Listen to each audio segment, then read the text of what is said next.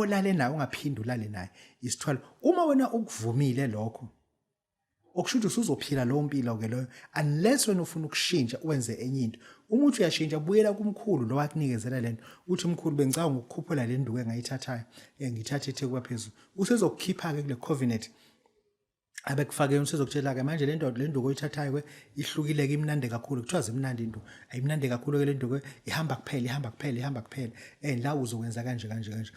Kunesithwalo esithi kanjeni ufuna lento ngoba ubuka le channel ufuna ukwazi isithwalo semali lesi la i-wallet le yayibona le mali le US dollar le mali le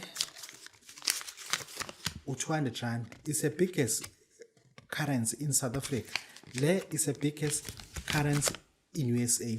Kunesithwalo esithi mesikwakhela sona sikuphoqa ukuthi le mali ingaphumi ku-wallet ihlezi khona no matter what it costs to le mali ikwazi ibe isikhonkwane ibambe imali kuwena ukuthi imali ingaphinde iphele.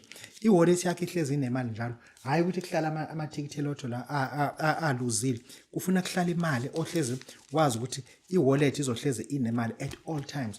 Kusuke kuyithwa azivani ke nazo sihleze ihlukene ngama disciplines akhona.